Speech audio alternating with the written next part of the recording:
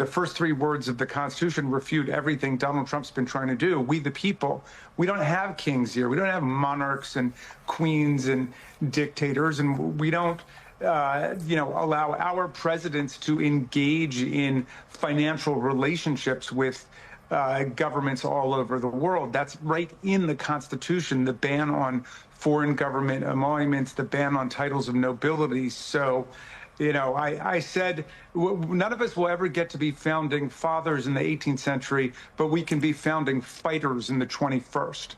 Señores, Donald Trump está convirtiendo a Estados Unidos en una especie de estado mafioso, en un estado de gángsters. No lo digo solo yo, también lo dicen varios congresistas demócratas. Exactamente uno en particular, que es el demócrata Jamie Raskin, el cual con pruebas, argumentos y sobre todo con coraje nos demuestra la corrupción de este gobierno. Sean bienvenidos a Políticamente en Desacuerdo. Señores, hoy veremos cómo el representante Jamie Raskin critica duramente la corrupción de Trump, convirtiendo el gobierno en un estado mafioso. Así que los invito a que se queden hasta el final de este video porque veremos los detalles más interesantes.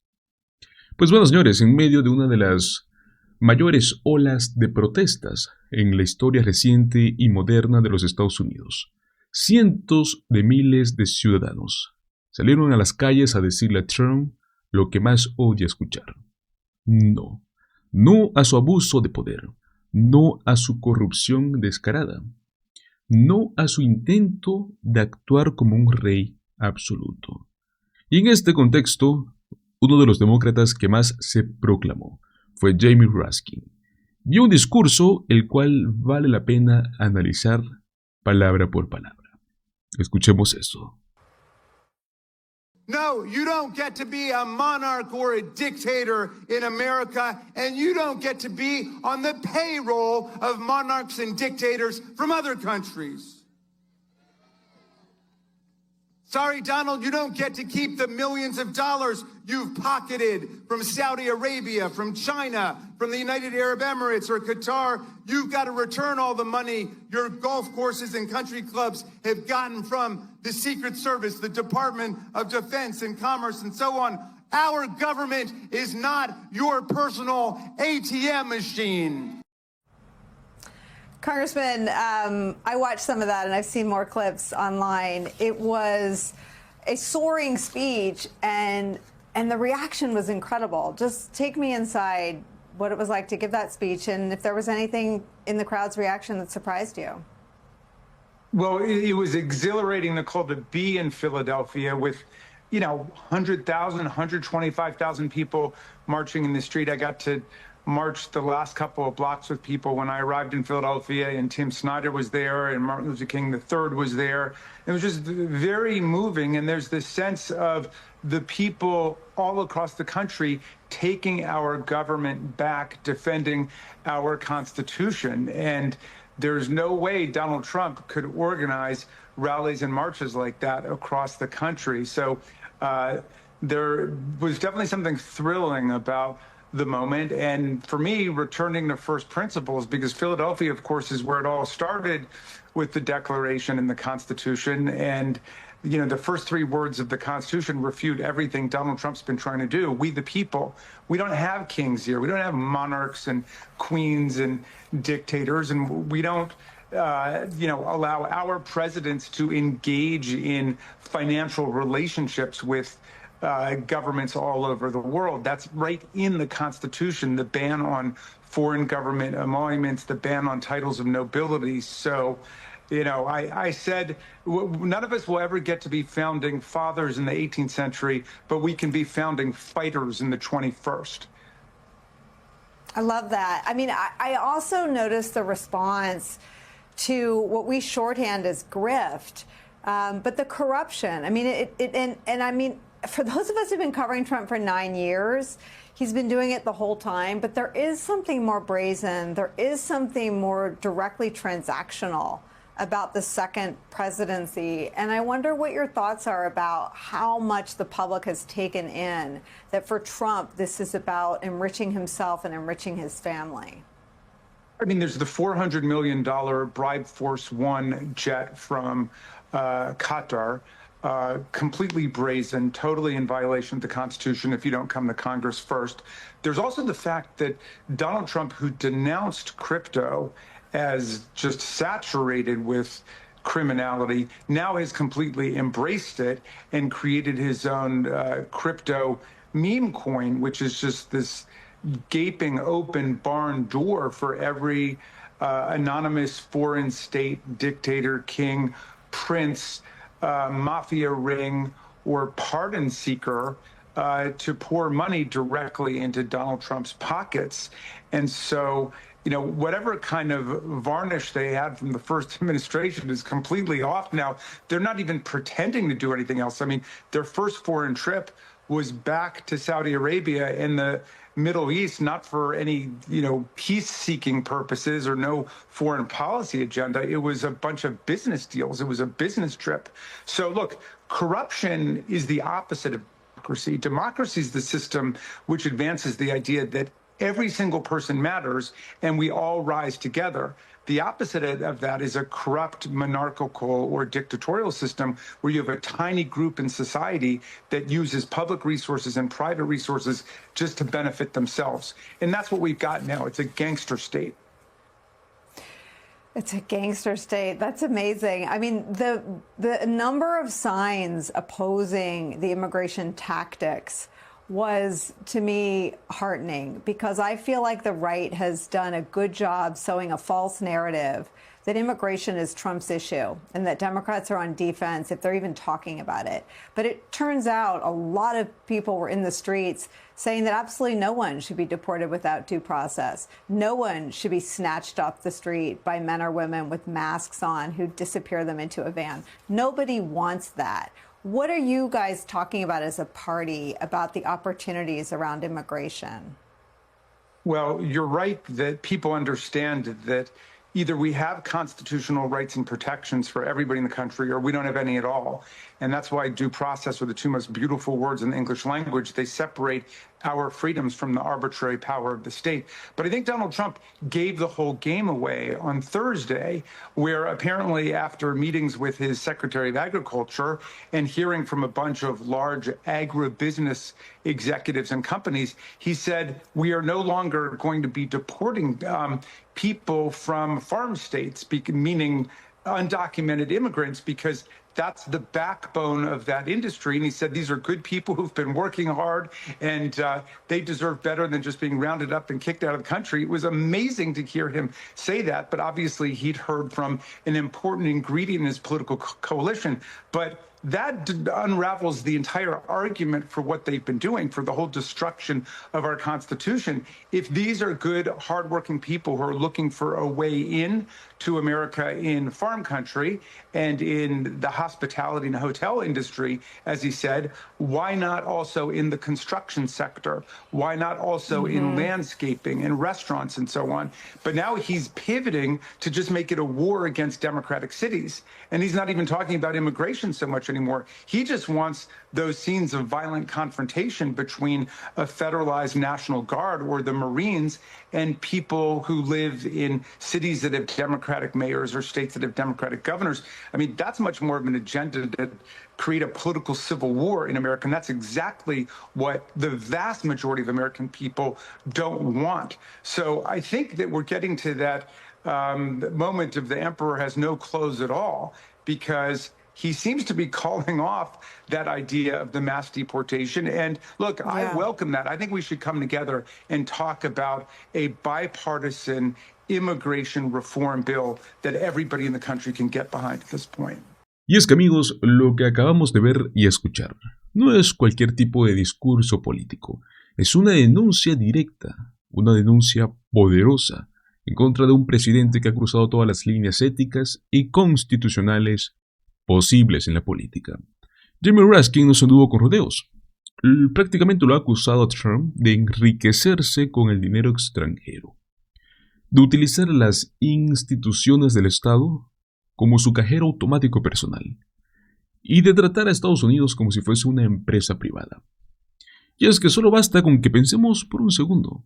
¿Qué pasaría si Estados Unidos fuese una empresa privada? ¿Qué pasaría si Estados Unidos fuese una empresa privada? ¿Qué pasaría si Estados Unidos fuese una empresa privada? ¿Qué pasaría si Estados Unidos fuese una empresa privada? ¿Desde cuándo un presidente, más aún de los Estados Unidos, puede recibir millones de dólares de gobiernos como por ejemplo Arabia Saudita, China o Qatar sin consecuencias? ¿Desde cuándo se normalizó que sus clubes privados cobren al mismísimo gobierno por su uso? Yo creo que esto ya es algo que no solo es inmoral, sino que es una violación directa a la Constitución de los Estados Unidos.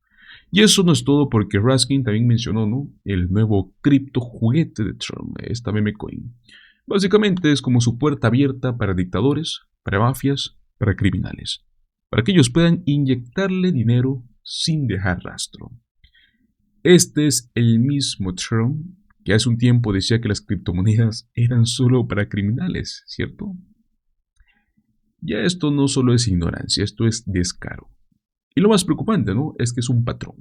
Trump no está gobernando como un presidente electo democráticamente, está actuando como un caudillo, como un jefe de una organización mafiosa, y quiere utilizar el poder para enriquecerse y castigar a sus enemigos. Sé que algunos podrían decirme, todos los políticos son corruptos hasta cierto nivel, o que al menos Trump dice las cosas como son.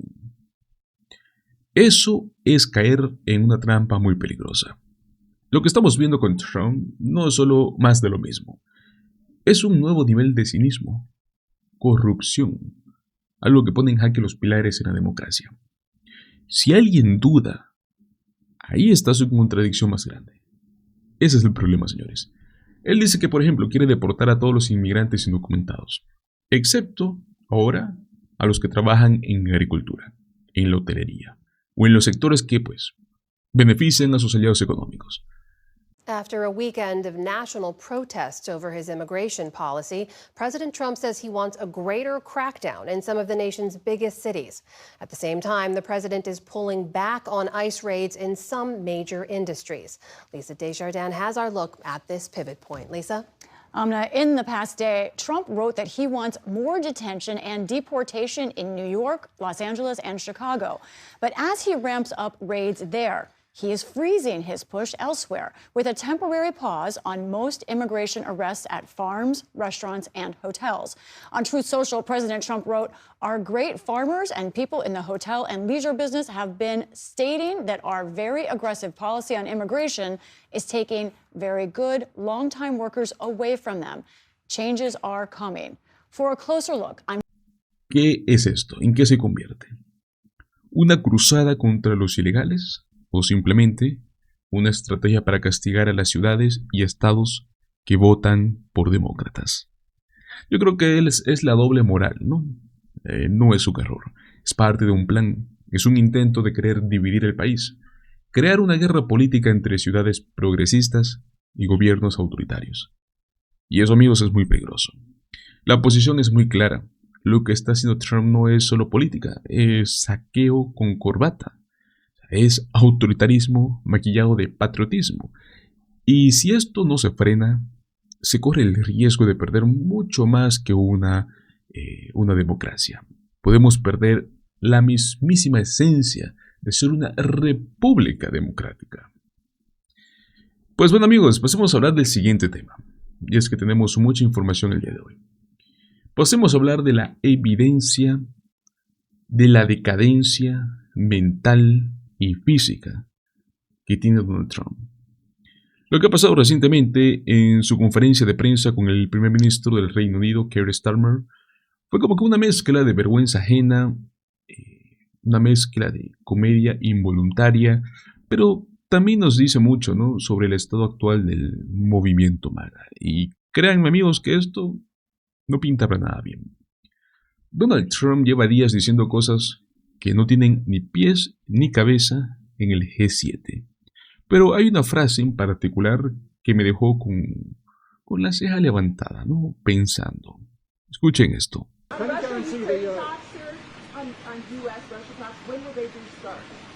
They're starting already. Mr. President, why do the European push to apply more sanctions on Russia? Do the U.S. support that? Well, Europe is saying that, but they haven't done it yet. let's see them do it first. You told me earlier that you could sanction Russia. Why wait? Why wait to sanction them? Because I'm waiting to see whether or not a deal is signed.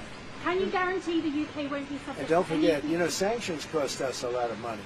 When I sanction a country, that costs the U.S. a lot of money, a tremendous amount of money. It's not just let's sign a document. You're talking about billions and billions of dollars. Sanctions are not that easy. It's not just a one-way street. No. I just, you know what I say? Saving lives. I only care about saving lives. We have nothing to do with it except that Biden stupidly let us get into that mess and gave them $350 billion. $350 billion. And yet, despite that, you saw how we did in the Middle East. We took in $5.1 trillion. We have $15 trillion almost, looking around that number, going to be invested in the U.S. So the money is not the thing in this case. It's 5,000 young people are being killed. Así es, amigos, lo escucharon bien. Donald Trump, como un buen títere de Putin, empezó el día defendiendo a Rusia, como ya es de costumbre. Dijo, y sin reírse, aunque debería, que si Rusia no hubiese sido expulsada del G8, entonces jamás habrían invadido Ucrania. O sea que según él, la culpa ahora es del Occidente, no de Putin, por invadir Crimea en 2014. Absurdo. Por si fuese poco, mientras se niega a imponer sanciones a Rusia, prácticamente se las clava a Ucrania, ¿no? Con aranceles, lo cual actualmente está costando miles de millones a los contribuyentes estadounidenses. ¿Por qué? Porque Trump no tiene política exterior coherente. Lo único que al parecer entiende y defiende es a Vladimir Putin. Todo lo demás es confusión. Hablando justamente de confusión, escuchen lo que dijo sobre Irán. Y les juro, amigos, no tiene desperdicio.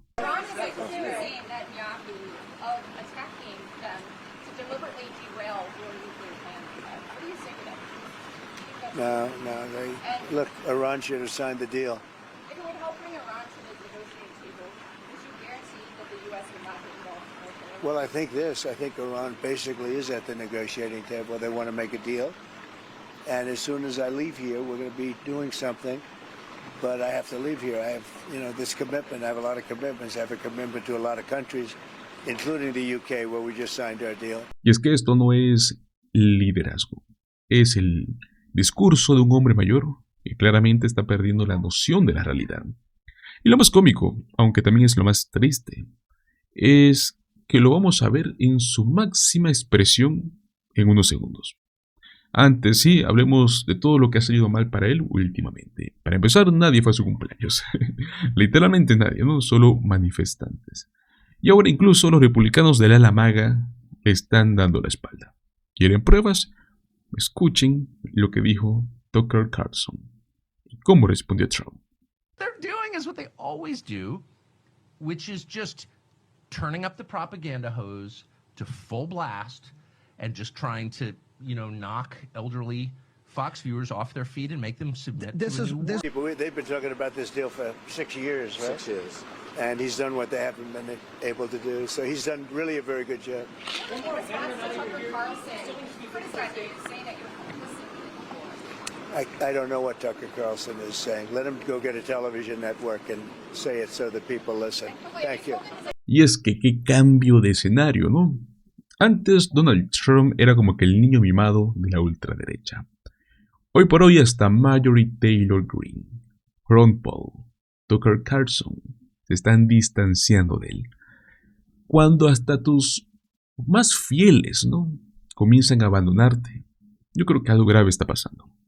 Y si piensan que solo su mente está fallando, esperen a ver esto. El momento exacto en el cual Trump arruina por completo una conferencia de prensa, desde el primer segundo. Escuchen.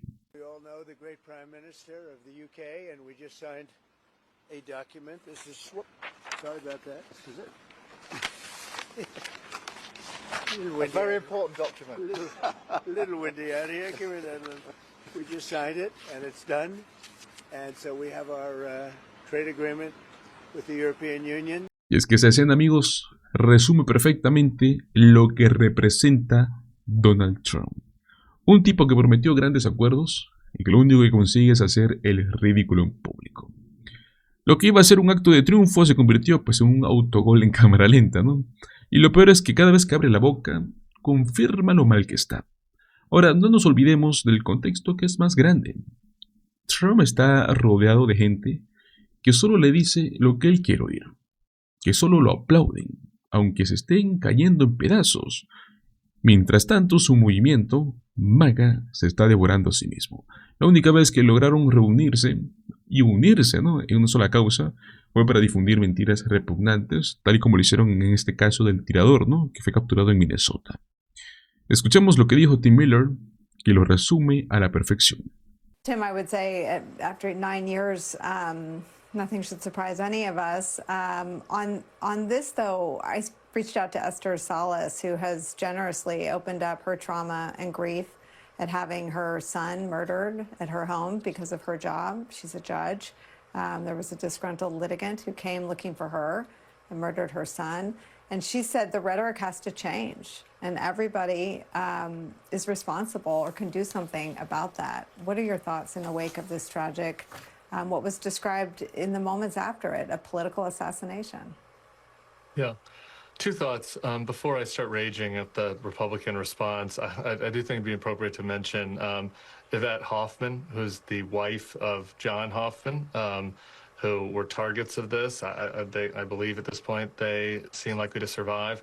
Yvette jumped on her daughter to shield her and protect her and was shot several times by this alleged assassin. And so, you know, a lot of times in these cases, I just think it's important to mention those folks. So we're hearing about the heroes as well as the next group of people I'm going to talk about. But the response on the right to this has just been absolutely deranged. I mean, not random, you know, sometimes you have me on, Nicole, to ask me what they're saying on the random fever swamps of, you know, right-wing blogs. I'm not even talking about those folks. I mean, all the way up to Elon Musk, richest man in the world, former shadow president, 2 United States senators, Mike Lee and Bernie Moreno, and a bunch of other very prominent right-wing media folks are still up until this moment trying to claim that this person is a Marxist. They invented some rationale that I guess one of the victims had voted against something that Tim Walz was pushing through with regards to health care for undocumented immigrants or something. And so they were accusing Tim Walz. Even Mike Lee, U.S. Senator Mike Lee, was kind of obliquely accusing Tim Walz of this and then directly accusing Marxism of this. I mean, this is like a deep brain rot, and it is infecting all of their followers. It's infecting people all around the country. And at a moment where, as Claire said, you know, we should be trying to bring people together and tamp down the rhetoric, what they're doing is inciting people more. And at a moment where Democratic legislators were targeted and in one case killed by an assassin, these very influential people, elected senators, top advisors to the president, richest man in the world, are all out there trying to say, no, it's actually far left people that are doing this type of violence, and that and kind of implying that that is radicalizing people more towards the victims. So I know it's been really kind of disheartening to watch all of that because it's absolutely, and it's crazy, but it also it's dangerous, right? And sometimes there's pressure in media to try to be falsely fair, to try to be objective, to be fair to both sides. And he's like, his tweet about Stephen Miller and his hateful rhetoric was truthful. And I think that the ABC cracking down on him comes in the context of ABC kind of folding around the George Stephanopoulos lawsuit and other examples of this from the media. And Terry, you know, as you know, reported in Russia and has reported in authoritarian regimes. And I think he was very fair about all of it when we talked. He's not saying we're going to be Russia or we're already Russia, but he's saying he's seeing some concerning hints where people have to be careful about what they say, even if it's the truth, or they might suffer retribution. And so I'm happy he's out there speaking the truth, and he's doing some independent media stuff now, and was happy to talk to him for the pod. Y es que tan solo imaginen el nivel de deshonestidad. Un senador de Estados Unidos culpando inmediatamente a la izquierda marxista por un ataque sin evidencia cuando el atacante era un seguidor de Trump. Alguien que votó en las primarias republicanas. Pero no les importa, porque este movimiento ha normalizado la violencia, justifican la crueldad, deshumanizan el que piense distinto, y cuando ocurre algo terrible, le echan la culpa a otro lado, sin querer asumir ni una sola gota de responsabilidad. Para rematar, pues Trump ni siquiera ha llamado al gobernador de Minnesota hasta el momento, Tim Walz. Como bien sabemos, perdió un amigo en esta tragedia. Y bueno, eso ya nos dice todo, ¿no? No vemos un poco de empatía en este movimiento.